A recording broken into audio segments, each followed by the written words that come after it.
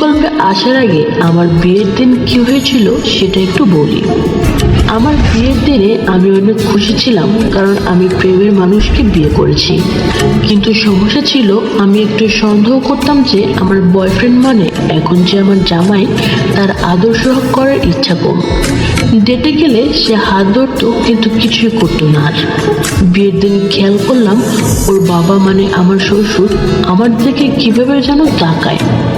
ছবি তোলার সময় সবাই পাশে এসে দাঁড়িয়ে ছবি তোলে, কিন্তু ওর বাবা আমার পাশে এসে বসার সময় খেয়াল করলাম উনি আমার বুক দেখার চেষ্টা করছে। আমি ক্যামেরা দেখে আর কিছু বললাম না, ভাবলাম এইটা কিছুই না। পরে ছবি তোলার জন্য আমার পাশে ওর বাবা আর ওর বাবার পাশে ওর মা বসলো, আর আমার জামাইয়ের পাশে আমার বাবা মা বসলো। ছবি তোলা শেষে উঠে যাওয়ার সময় ফিল করলাম যে একটা হাত আমার পিঠে খোঁচা দিয়ে তারপর ওইখানে একটা ধাক্কা দিল। এত ক্যামেরার সামনে আমি কিছুই বুঝতে দিলাম না। তারপর দেখি আমার শ্বশুর আমার পিছনে হাত দিয়ে সামনে আনলো। তাহলে কি উনি টাচ করলো? বিয়ের বাকিটুকু সময় আর কোনো সমস্যা হলো না। আমি শ্বশুর বাড়ি চলে আসলাম। বন্ধুরা, এবার মূল গল্পে আসা যাক। আমি শ্বশুর বাড়ি আসার 6 মাস কেটে গেল। আমি এখন চাকরি করি না বলে বাসায় থাকি আর শাশুড়িকে সাহায্য করি। হাজব্যান্ড মাঝে মাঝে ভালোবাসে, আদর করে, কিন্তু আমি এসব ব্যাপারে কম জানাই, তেমন জমে ওঠে না। আমার শ্বশুর তো প্রত্যেকদিন সকালে আমার হাতের বানানো চা খাবেন। মাঝে মাঝে ইচ্ছা করে উনি চামচটা নিচে ফেলে দেন, তারপরে বলেন, বৌমা চামচটা তুলে দাও। এই সময় উনি আমার বুক দেখার চেষ্টা করেন, কিন্তু শাশুড়ি মা থাকলে এই কাজ করেন না। মাঝে মাঝে চশমা নিয়েও একই কাজ করেন। বলে রাখা ভালো, শ্বশুর বাবা বলেন যে উনি চশমা ছাড়া কিছু দেখেন না। আজ আমার শাশুড়ি সকাল 10টায় বাজার করতে বের হন। আমার শ্বশুর বাসায় ছিলেন। আজকে ওনার মেজাজ খারাপ ছিল, কারণ তার চশমা ভেঙে গেছে। এই জন্য শাশুড়ি মা ওনাকে বাজারে নিলেন না। বললেন যে, তনুশ্রী তোমার শ্বশুর বাসায় থাক, উনি চোখে কিছু দেখতে পায় না, তার চশমাটা ঠিক করে আনি। আমি বললাম, ঠিক আছে মা, আমি ওনাকে দেখে রাখবো। যেহেতু শাশুড়ি মা বাইরে গেছেন আর বাসায় আমার জামাইও নেই, ওর প্রত্যেক দিন অফিস থাকে, তাই 8টার দিকেই বেরিয়ে যায়। তাই আমি দরজার সিটকানি দিতে উঠলাম। আমার শ্বশুর তার রুমে। আমি ভাবলাম যে এখন খালি সেমিজ আর পাজামা পরে থাকলে অসুবিধা নেই, কারণ বাসায় কেউ নেই, প্লাস শ্বশুর তো চোখে দেখে না। তাই আমি সবুজ রঙের সেমিজ পরে নিলাম। সেমিজটা একটু ছোট, আমার কোমরের একটু নিচ পর্যন্ত, সাথে একটা কালো প্লাজো পরে করিডোর দিয়ে রান্নাঘরে গেলাম বাবার জন্য চা বানাতে। চুলা জ্বালিয়ে দিলাম। রান্নাঘর একটা জানলা আছে, ওইটা দিয়ে গ্যাস বের হবার জন্য আমি ওটাও খুলে দিলাম। পানি গরম হলে আমি চা বানিয়ে দেখি কে যেন চিনির বাসনটা ডাইনিং রুমে রেখে দিয়েছে। নিশ্চয়ই মায়ে কাজ করেছে। আমি চেয়ারের সামনে দাঁড়িয়ে একটু ঝুঁকে ডাইনিং টেবিলের উপর থেকে বাসনটা নিচ্ছি, তখন একটু আওয়াজ পেলাম যে কেউ একজন আসছে। ভাবলাম তাড়াতাড়ি বাসনটা নিয়ে নেই।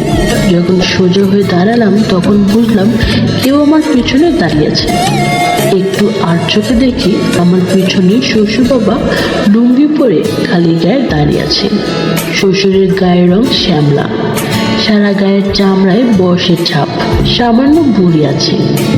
কিছু বুঝে ওঠার আগে দেখি ওনার এক হাত আমার সামনে আর এক হাত দিয়ে চেয়ারের হ্যান্ডেল ধরা, তারপর আমাকে জড়িয়ে ধরল। আমিও চেয়ার ধরলাম এক হাত দিয়ে, অন্য হাতে চায়ের কাপ। এবার আমি কোনো রকমে তার হাত আমার শরীর থেকে সরিয়ে দিলাম। শ্বশুর বলে উঠল, পল্লবী এত বাধা দিও না, একটু ধরতে দাও তো। পল্লবী মানে আমার শাশুড়ি। আমি বলে উঠলাম, বাবা আমি তনুশ্রী। এই কথা শুনে না শোনার ভান করে শ্বশুর আরো জোরে আমাকে জড়িয়ে ধরল। আমার শরীরে কাঁপুনি বয়ে গেল, বুকের ভিতরটা কেমন যেন করতে থাকলো। আমার হাতের চায়ের কাপটা কেঁপে উঠলো। তারপরে একটু জোরে বললাম, বাবা আমি তনুশ্রী, মা বাইরে গেছেন আপনার চশমা নিয়ে। ও আচ্ছা, কখন গেল বাইরে? আসবো কখন বলে গেছে? এই কথাগুলো শ্বশুর পিছে দাঁড়িয়ে তার মুখ আমার কানের কাছে এনে বলল, কিন্তু আমাকে ছাড়ার কোনো লক্ষণই নেই। মা নেই আর আমি তনুশ্রী এটা জানার পর বললেন, এই চা কি আমার জন্য বৌমা? আমি বললাম, জি বাবা। এইটা বলে আমি ঘুরে দাঁড়ানোর চেষ্টা করলাম, কিন্তু শ্বশুর সাহেব আরো শক্ত করে ধরলো, তাই আর ঘুরতে পারলাম না। এইবার তিনি চেয়ারের হ্যান্ডেল ছেড়ে দিয়ে 2 হাত দিয়ে চায়ের কাপটা নিলেন। চায়ের কাপটা নিয়ে আমার কানের কাছে নিয়ে একটা চুমুক দিয়ে আর কয়েক ফোঁটা আমার ঘাড়ে ফেললেন। এতক্ষণে চা ঠান্ডা হয়ে গেছিল। বললেন, বৌমা, চায়ে দুধ কম হয়েছে। তারপর বললেন, সরি, তোমার ঘাড়ে একটু পড়েছে। বলে চায়ের কাপ রেখে ওই হাত দিয়ে আমার গাড়ে হাত বুলিয়ে দিল। আমি তো পুরাই অবাক। আমার অবস্থা খারাপ হয়ে গেছিল, কারণ রান্নাঘরে আমি একটু ঘেমেছিলাম, এখন পুরাই ঘেমে গেছি। তাই সবুজ সেমিজ মেহেদি কালার হয়ে গায়ের সাথে লেগে গেছে। এইবার আমার শ্বশুর সাহেব আমাকে ছেড়ে দিলেন। আমি ভাবলাম শেষ হয়েছে। আমি এবার চোখ উঠিয়ে শ্বশুরের চেহারার দিকে তাকালাম।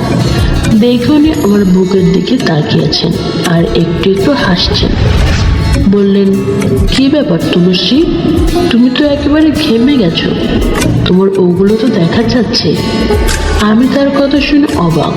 তার মানে উনি চশমা ছাড়াও দেখতে পান। সবকিছুই তাহলে অভিনয় ছিল। এইবার আমার একেবারে কাছে আসলেন। আমার পিছনে ডাইনিং টেবিল থাকায় আমি আর পেছনে যেতে পারলাম না। আমি আমার 2 হাত টেবিলে রেখে ওনার সাথে সামনাসামনি মুখ করে দাঁড়িয়ে আছি। উনি আমাকে জড়িয়ে ধরে কিস করতে আরম্ভ করলেন। আমি এখন চোখ বুজে শ্বশুরের কাছ থেকে আরাম নিচ্ছি। তখনই ক্রিং ক্রিং দরজার বেল বেজে উঠল।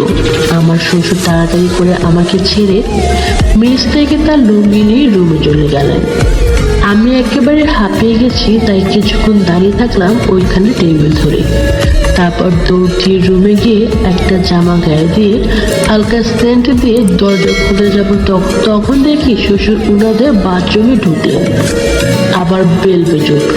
দৌড়ে গিয়ে দরজা খুললাম, দেখি শাশুড়ি মা এসেছে। উনি বলল, কি ব্যাপার তনুশ্রী, সব কাজ সেরে ফেলেছো নাকি? এত ঘেমে গেছো যে? তোমার শ্বশুর কোথায়? বললাম, বাথরুমে গোসল করতে গেছেন। মা ঘরে ঢুকলেন, উনি কিছু টের পেলেন না। বন্ধুরা, আজ এই পর্যন্তই।